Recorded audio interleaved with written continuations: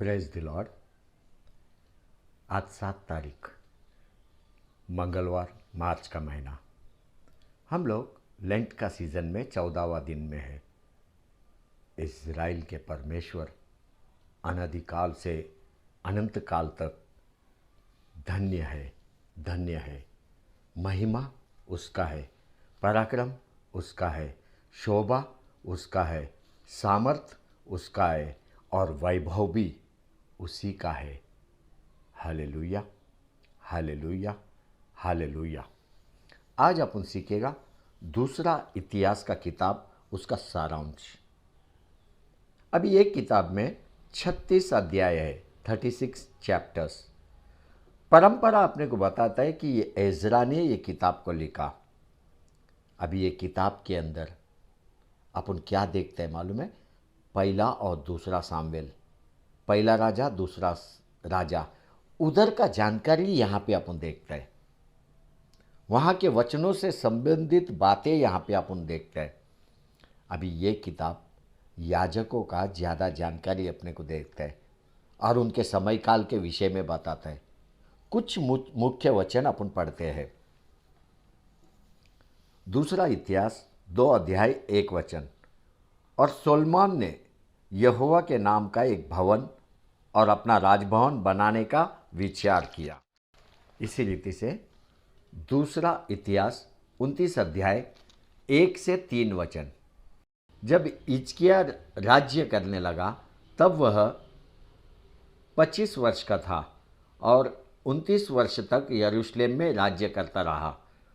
और उसकी माता का नाम अबिय्याह था, जो जकरिया की बेटी थी। जैसे उसके मूल पुरुष दाऊद ने किया था, अर्थात जो यहोवा की दृष्टि में ठीक था, वैसा ही उसने भी किया। अपने राज्य के पहले वर्ष के पहले महीने में उसने यहोवा के भवन के द्वार खुलवा दिए और उनकी मरम्मत भी कराई। अब ये किताब अपने को बार बार एक शिक्षा देता है।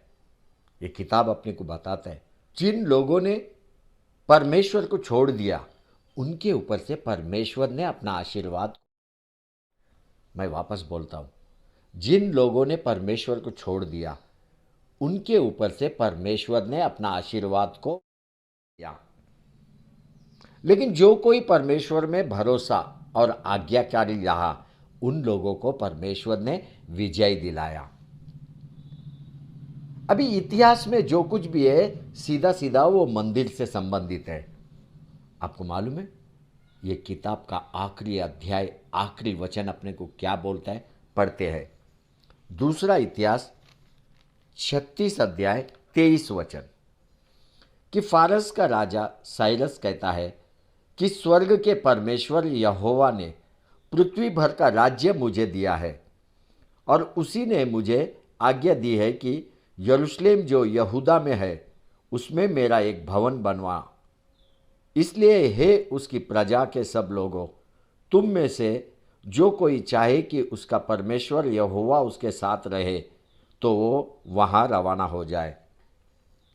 आपको मालूम है ये आखिरी वचन जो ये किताब में लिखा हुआ है, ऐसा का ऐसा यही वचन एजरा का किताब में पहला अध्याय पहला वचन में लिखा हुआ है। कल एजरा का किताब अपन पढ़ाई करेगा तो ये वचन का सारांश अपने को एजरा का किताब में देखने को मिलता है। और एजरा को देखेगा तो दोनों किताब का शीर्षक वही है। अभी दूसरा इतिहास का किताब को अपन 2 भाग में बांट सकता है। पहला अध्याय से लेके 9 अध्याय तक अपन देखते हैं सोलोमन का राज्य को। इतना ही नहीं, सोलोमन का ऐश्वर्य को भी देखते हैं। 10 अध्याय से लेके 36 अध्याय तक अपन जूदा देश का निर्वासन और उनका झुकना देखते हैं। अभी अध्याय 1 से 9 तक सोलोमन ने राज्य किया। उस समय में इज़राइल में एक बड़ा शांति था। ऐसा लग रहा था कि उनका सुनहरे दिन आए हुए हैं, सुनहरे दिन। उनके जीवन में केवल उन्नति, उनका जीवन में स्तुति आराधना मंदिर में। सोलोमन के समय में राज्य एक था और राज्य का सीमा विस्तार हुआ।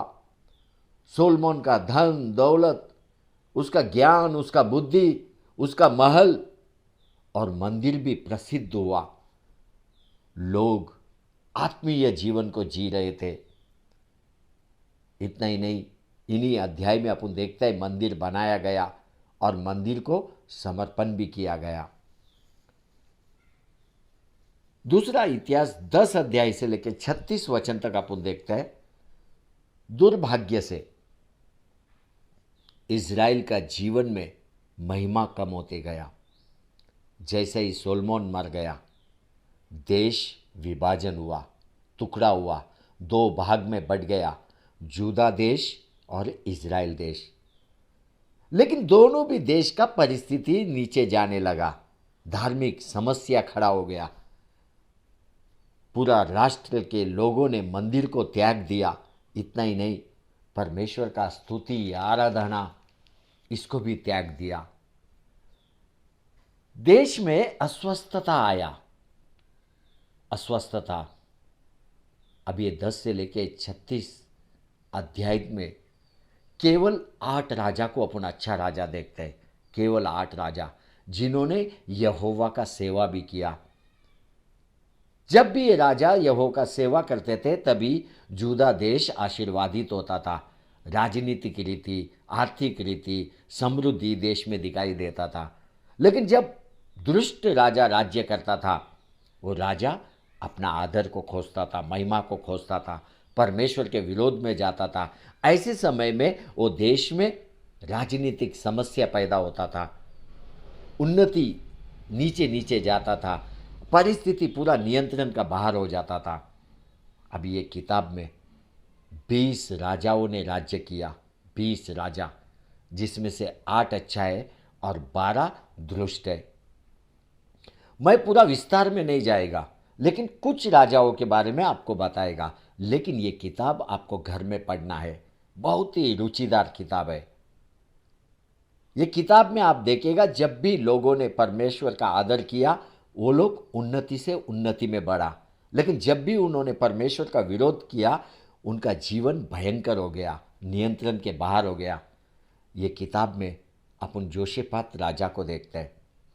जोशेफात राजा के समय में एक बड़ा बेदारी आया, क्योंकि वो परमेश्वर के मार्ग में चला। इतना ही नहीं, चलते चलते उसका मन मग्न होता था।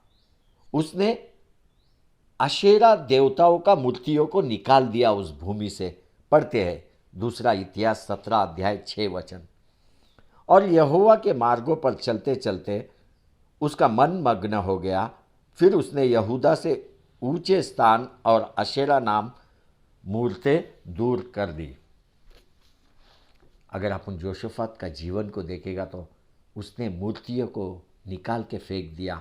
इतना ही नहीं, लोगों को परमेश्वर का वचन सिखाया।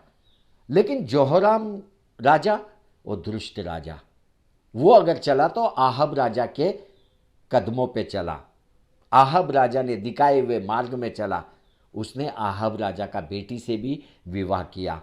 अभी ये राजा जब जूदा देश को ऊपर राज्य कर रहा था, कई मूर्ति उसने लगवाया, कई मूर्ति पूजा करवाया। आपको मालूम है, जब जेहोराम राजा मर गया, उसको राजाओं का कब्रिस्तान में गाड़ा नहीं गया। पढ़ते दूसरा इतिहास 21 अध्याय 20 वचन।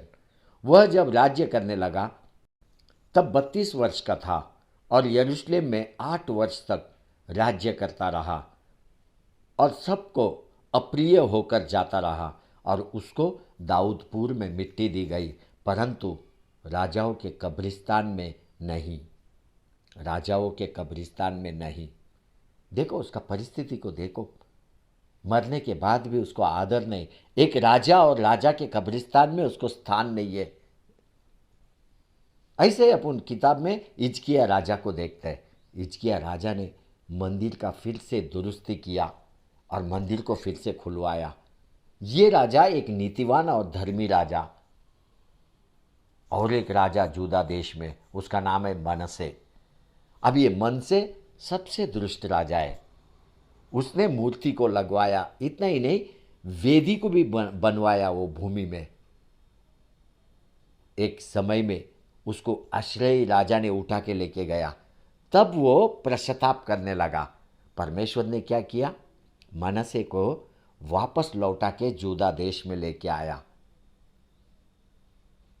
दूसरा इतिहास का किताब में आप भी इस राजा के विषय में पढ़ सकते हैं, उनके स्वभाव के विषय में, उनके कार्य के विषय में, कौन परमेश्वर के दृष्टि में योग्य था, कौन नहीं था, किसने आदर किया, किसने आदर नहीं किया, ये सारी बातें ये किताब में आपको मिलेगा। आप ये किताब को पढ़ो, आप धन्य और आशीर्वादित होगे। आमीन, आमीन, आमीन।